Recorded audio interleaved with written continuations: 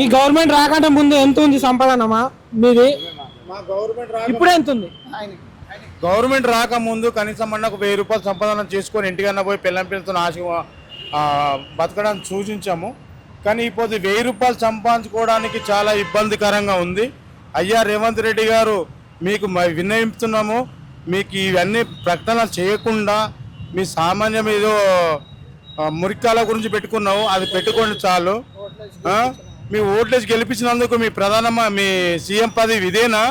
మళ్ళీ మీకు ఇప్పుడు సర్పంచ్, ఎంపీటీసీ, ఎమ్మెల్యే ఎలక్షన్లు వస్తున్నాయి, మీరు ఇంతవరకు సరిపెట్టుకుంటారని కూడా మీకు కోరుకుంటున్నాము. మరి సరిపెట్టుకుంటే ఇంతవరకు సరిపెట్టుకోండి. మీరు రాబోయే రాజకీయాల్లో మీ తెలంగాణ ప్రౌఢ అని చెప్పేసి మేము కోరుకుంటే లాస్ట్కు మాకు నెత్తి మీద చేలు పెట్టుకొని పోతున్నావు.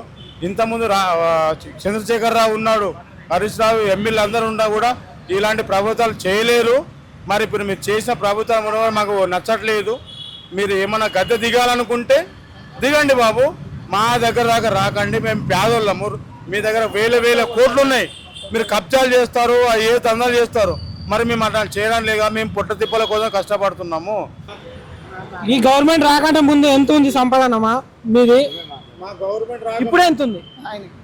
గవర్నమెంట్ రాకముందు కనీసం మనకు 1000 రూపాయలు సంపాదన చేసుకొని ఇంటికన్నా పోయి పిల్లం పిల్లలతో బతకడానికి సూచించాము. కానీ ఇప్పుడు 1000 రూపాయలు సంపాదించుకోవడానికి చాలా ఇబ్బందికరంగా ఉంది.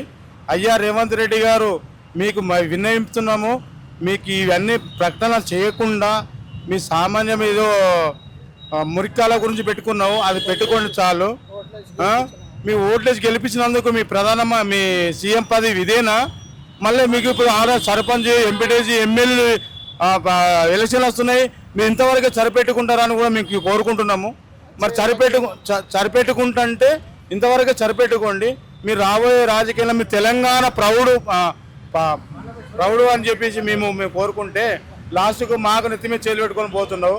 ఇంతకుముందు చంద్రశేఖర్ రావు ఉన్నాడు, హరీష్ రావు, ఎమ్మెల్యే అందరూ ఉన్నా కూడా ఇలాంటి ప్రభుత్వాలు చేయలేరు. మరి ఇప్పుడు మీరు చేసిన ప్రభుత్వం మాకు నచ్చట్లేదు. మీరు ఏమన్నా గద్దె దిగాలనుకుంటే దిగండి బాబు, మా దగ్గర దాకా రాకండి. మేము పేదోళ్ళము, మీ దగ్గర వేల కోట్లు ఉన్నాయి, మీరు కబ్జాలు చేస్తారు, ఏ తందాలు చేస్తారు. మరి మేము అట్లా చేయడం లేక మేము పుట్ట తిప్పల కోసం కష్టపడుతున్నాము.